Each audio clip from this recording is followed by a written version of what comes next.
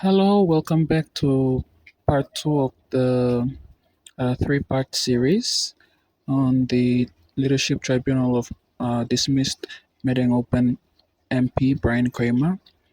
In this video, we will further discuss the other allegations pertaining to the Leadership Tribunal hearing and the verdicts and outcomes of each allegation.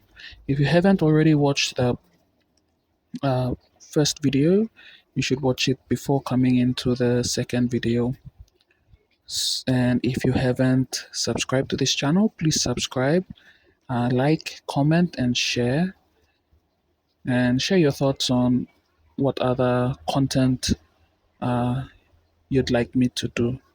Without further ado, let's get straight into this part two of the video. Okay, so the owner of this Tolo Enterprises is a woman, Sir Arnold Ahmed's wife. Her name is Hitolo Carmichael Ahmed.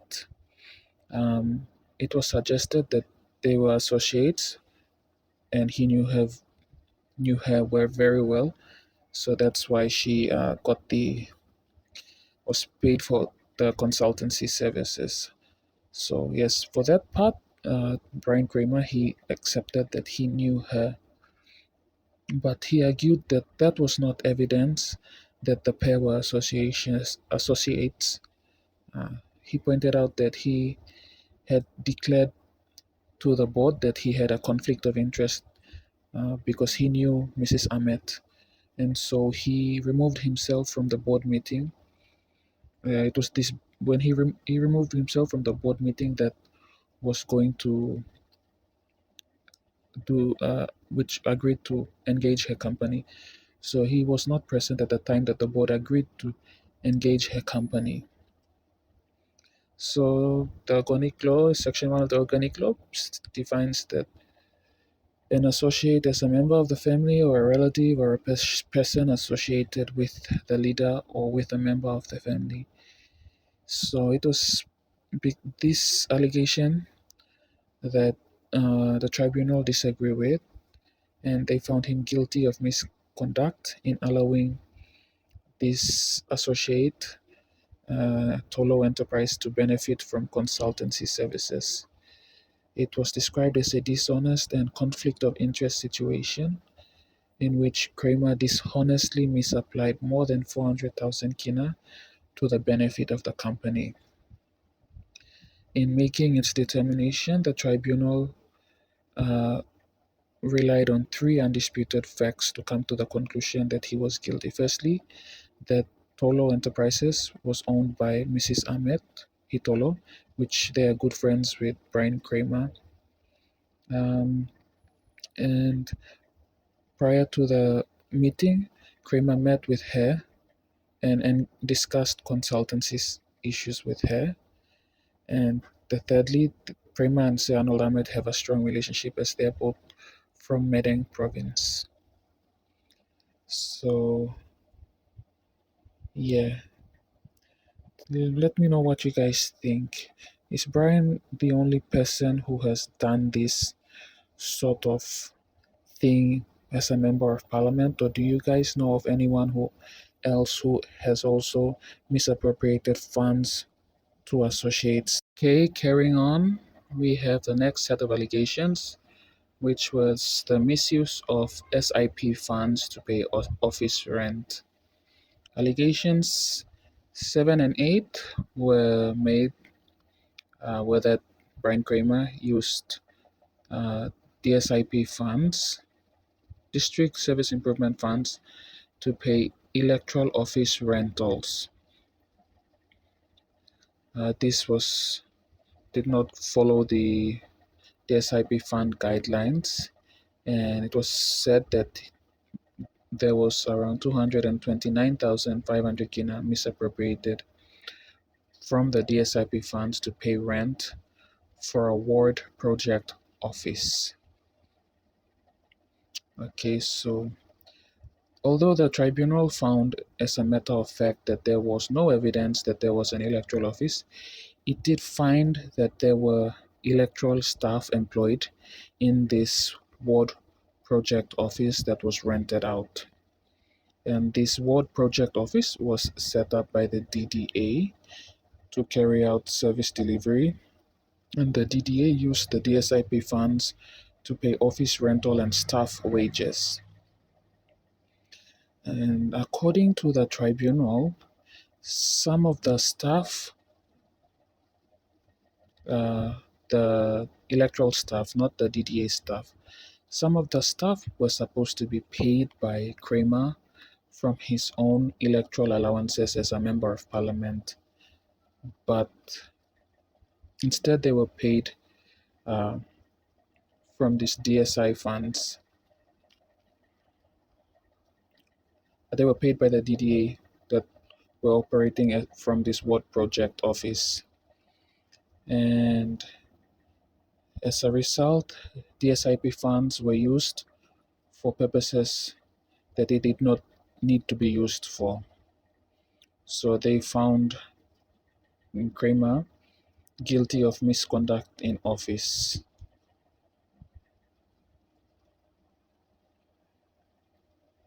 So, yeah,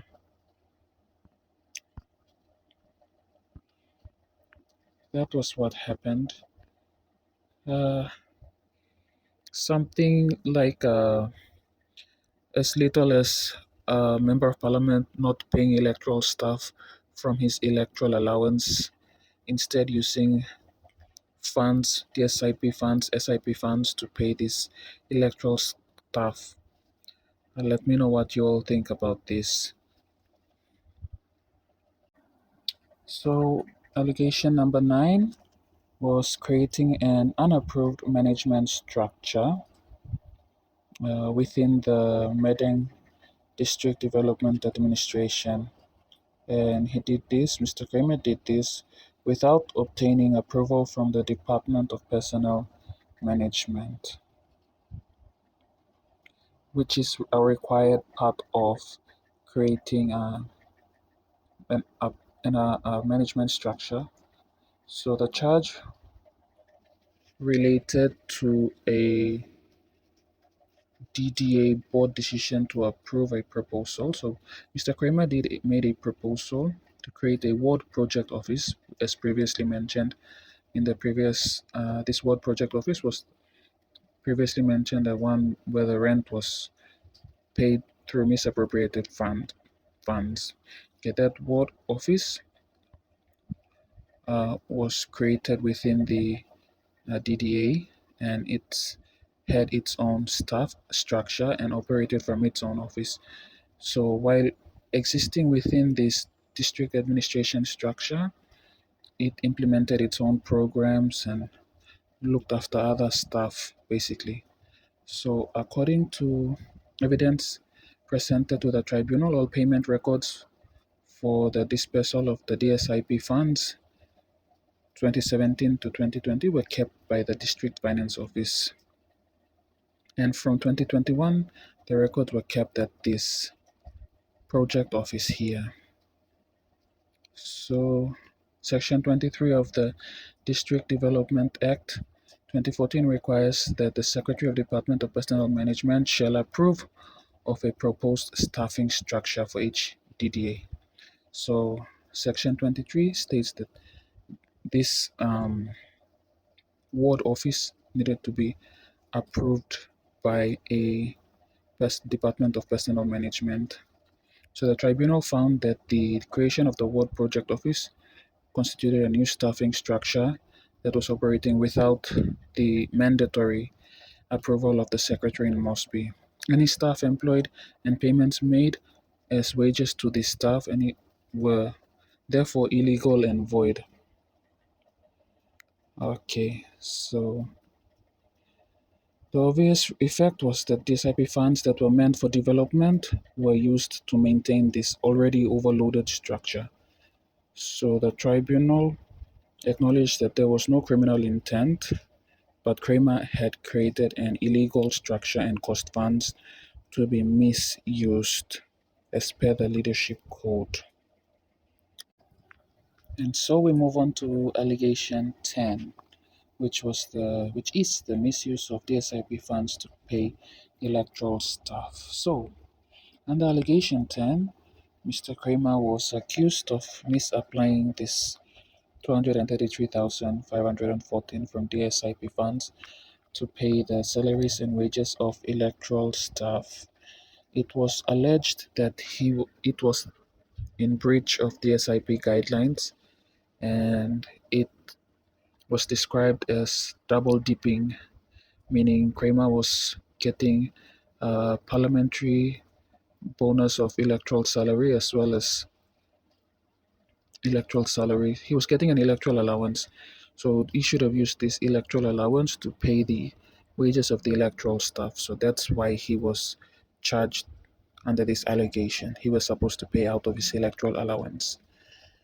So that's why he was in breach by using the DSIP funds to pay the wages of the electoral staff. Okay. So the tribunal found that the electoral officers can be uh, employed by DDA as staff and cannot be engaged as consultants. And all electoral employees must be paid for by a member of parliament from his parliamentary electoral allowance. Okay. So their employment is outside of the normal public service structure, and wages have to be paid from the electoral allowance of the leader. The tribunal rejected the leader's assertion that the name, so that Mr. Kramer said that the named staff were not his electoral officers. The people who were named as his electoral officers, they were not his electoral officers. So that's why he didn't pay them out of his pocket. However, the tribunal noted that the staff were named in the staff structure, and they were named as electoral officers. And there was no evidence that Kramer maintained a separate electoral office, and there was no evidence that any were paid from his parliamentary allowances. So, by allowing payments to electoral officers by the authority while the leader was receiving allowances for electoral allowances, it was amounted to what is known as double dipping. And so he breached Section 5 of the Organic Law, and he was found guilty of misconduct in office. Let me know, what do you think? Is Mr. Kramer right? So allegation 11 was the employment of Mrs. Ahmed, wife of Sir Arnold Ahmed. It concerned the appointment of her as the head of the DDA board secretariat, while she was also a member of the board representing the community. So she was playing two roles. The tribunal found the allegation had no basis. The undisputed evidence was that Mrs. Ahmed had never been appointed a member of the board. So the Ombudsman Commission found no evidence, or there was no evidence presented that proved Mrs. Ahmed was a member of the board. So Kramer was found not guilty under this allegation. Seems to me they were fishing for allegations to put against Mr. Bryan Kramer. So this brings us to the end of part 2. If you haven't watched part 1, check it out, and part 3 will be the last video in this 3-part series discussing the leadership tribunal hearing of Bryan Kramer. Please comment your thoughts, like, share this video, and let's get the discussion going, shall we? Please don't forget to subscribe. Thank you all, and stay vigilant. Be aware of what's happening in the government, and take care of yourselves. Bye for now.